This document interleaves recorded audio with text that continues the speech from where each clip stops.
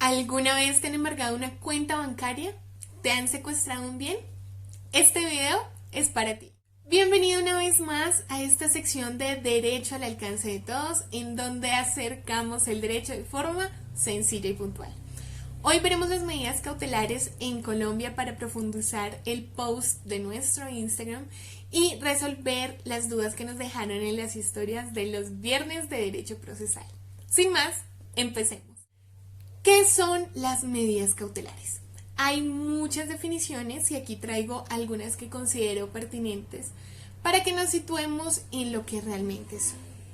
Etimológicamente nos refiere al latín cautela, que es un verbo que significa prevenir o precaver. ¿Y qué es lo que busca prevenir? Que se desaparezcan las garantías dentro de un proceso judicial, y aquí tiene una doble cobertura porque cubre el tiempo del proceso y posteriormente, si es necesario, para asegurar el cumplimiento de la sentencia y que no se prolongue el perjuicio. Entonces, las medidas cautelares pueden entenderse como aquellos instrumentos con los cuales el ordenamiento protege de manera provisional y transitoria la integralidad o integridad de un derecho que es controvertido en un proceso judicial, desarrollando así el principio de eficacia de la administración de justicia.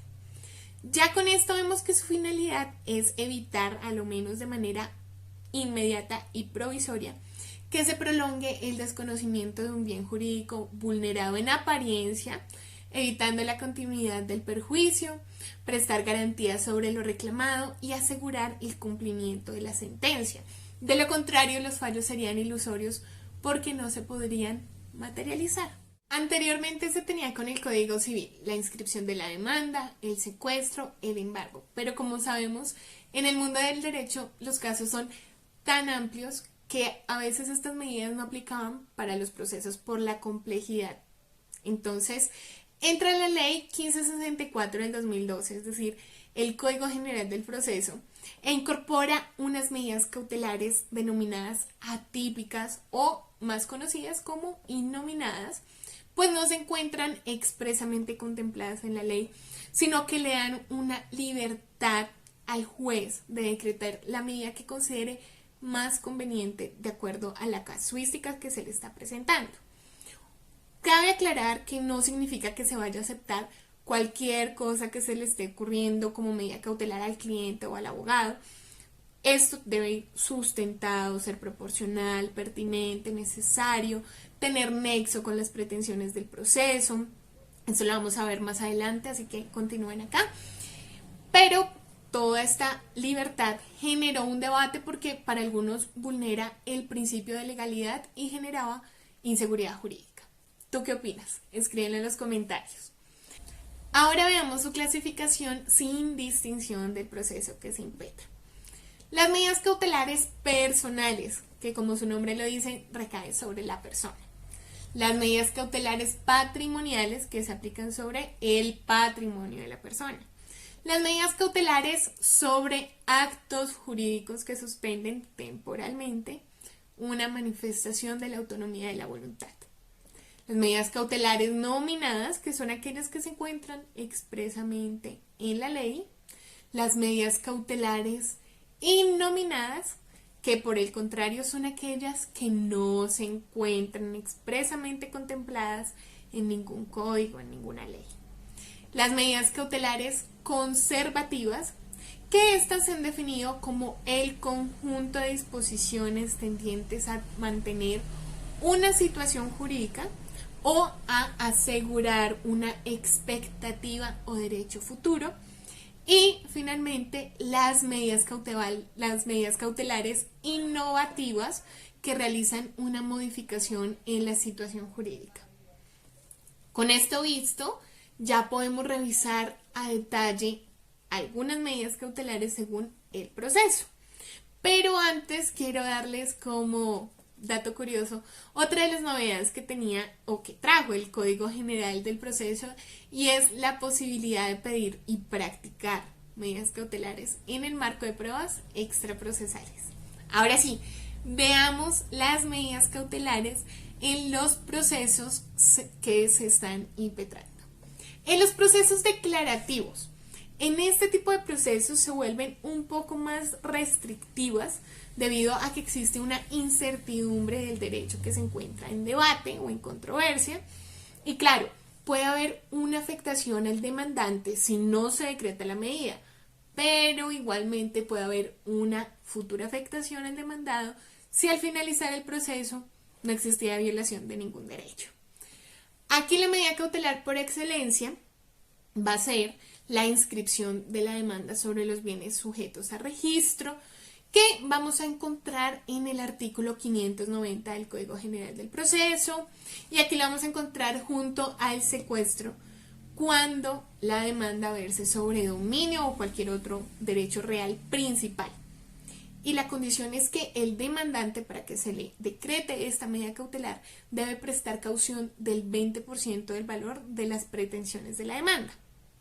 En los procesos de familia, como la nulidad del matrimonio, divorcio, cesación de efectos civiles de matrimonio religioso, separación de cuerpo y de bienes, disolución, liquidación patrimonial de compañeros permanentes, se podrán solicitar como medidas cautelares el embargo y secuestro de bienes que sean objeto de gananciales, residencia separada de los cónyuges, señalar el valor que a cada cónyuge le toca contribuir para el sostenimiento de sus hijos, así como el cuidado de los hijos a cargo de alguno de los cónyuges o de un tercero. Se deben tener en cuenta algunas características para solicitar las medidas cautelares, como podría ser la urgencia para que se dicten y que se hagan efectivas, la prudencia tanto de la parte que las solicita como el juez que las ordena, ya que en muchas ocasiones puede haber menores de edad de por medio en estos procesos judiciales y se debe ser muy analítico para evitar perjuicios mayores dentro de los procesos. Ahora, en los procesos en donde se trata de violencia intrafamiliar, se merece un abordaje mucho más inmediato y urgente para proteger a las víctimas, como por ejemplo, ordenar al agresor el desalojo de la casa de habitación, ordenar al agresor abstenerse de penetrar en cualquier otro lugar donde se encuentre la víctima, decidir provisionalmente el régimen de visitas, la guardia y custodia de los hijos e hijas si hubiese. 4. Decidir provisionalmente quién tendrá a cargo las pensiones alimentarias. 5. Decidir provisionalmente el uso y disfrute de la vivienda familiar. Eso a nivel de procesos de familia. En los procesos ejecutivos se encuentran las medidas cautelares más conocidas, el embargo y el secuestro. Aquí es importante que haya una proporcionalidad y razonabilidad en los montos, es decir, que esta medida cautelar no exceda un monto razonado de las pretensiones. En todo caso, en los procesos ejecutivos, el juez puede solicitar que se preste una caución del 10% en caso de tener que resarcir el daño que se ocasione al demandado con la práctica de estas medidas cautelares. Para cerrar, veamos las medidas cautelares innominadas, que fueron las que más generaron preguntas en las historias de los últimos 2 viernes de Derecho Procesal de nuestro Instagram, que por cierto dejaré por aquí por si no nos sigues para que vayas y no te pierdas del excelente material que tenemos y las actividades diarias. Las medidas cautelares innominadas se incorporaron, como lo dije anteriormente, con el Código General del Proceso y se incorporan en la literal C del artículo 590, que versa: cualquier otra medida que el juez encuentre razonable para la protección del derecho objeto del litigio, impedir su infracción, evitar las consecuencias derivadas de la misma, prevenir daños, hacer cesar los que hubiesen causado o asegurar la efectividad de la pretensión. Al ser abiertas, es necesario que sean muy bien sustentadas y para ello hay que solicitarla como mínimo con esta información. Así que saca tu libreta de apuntes, porque esto que te voy a decir es súper clave y no todo el mundo lo sabe. En la solicitud de decreto de la medida cautelar innominada debe aducirse un interés que resulte razonable debe ser solicitada por la parte que esté legitimada para ello. Mostrar la existencia de amenaza o vulneración del derecho. Mostrar que haya un perjuicio irreparable.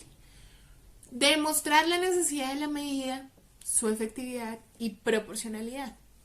Asegurarse que no haya otra medida menos gravosa o diferente a la solicitada que sea igualmente efectiva. Demostrar el peligro en la mora. Demostrar la apariencia de buen derecho, que es clave en las medidas cautelares en general. Aducir la forma de cautela que se estima y esforzarse por delimitar su posible valor.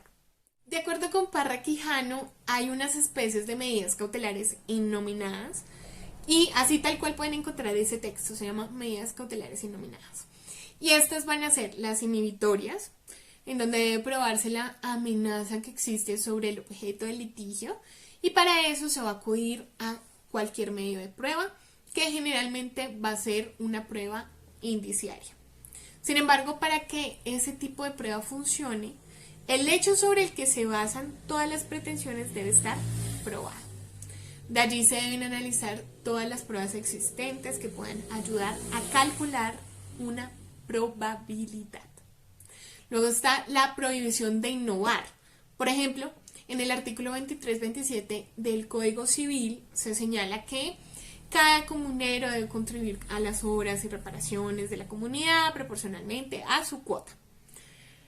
Este artículo señala que los comuneros de una propiedad pueden realizar únicamente obras necesarias para el mantenimiento de la propiedad, pero no pueden exceder con otro tipo de arreglos, pues esto podría resultar afectando a los demás comuneros. Este ejemplo funciona para explicar esta especie de medida cautelar innominada porque es un caso en el que se inicia un proceso divisorio, se puede solicitar que no se le hagan modificaciones al bien mientras sale de la sentencia. La medida cautelar anticipada, como ya se había mencionado, estas medidas buscan de alguna manera anticiparse a cualquier daño irreversible que pueda causar la demora del fallo. Por lo tanto, el juez debe evaluar si efectivamente lo más probable es que el fallo sea a favor de quien lo solicitó, apariencia de buen derecho. Además, debe tener en claro si efectivamente el no tomar esa medida puede llegar a causar un daño irreversible. Antes de despedirnos, te cuento que abrimos inscripciones del curso Introducción al Litigio, que es nuestro curso estrella. Solo lo dictamos 2 veces al año, así que no te vayas a quedar sin tu cupo, porque realmente es clave para lograr la fidelización de tus clientes, el reconocimiento positivo en tu nicho por tu buena práctica profesional. Así que te dejo el link en la cajita de información. Y recuerda que tu apoyo, dando me gusta, compartiendo estos videos, es de gran ayuda para mí y me permite seguir entregándote esta información jurídica de forma sencilla, puntual, gratuita. Así que no te vayas sin darle me gusta y si no estás suscrito, dale al botón de suscribir, prende la campanita para que cada vez que yo suba un video te avise y no te quedes sin verlo. Hasta la próxima.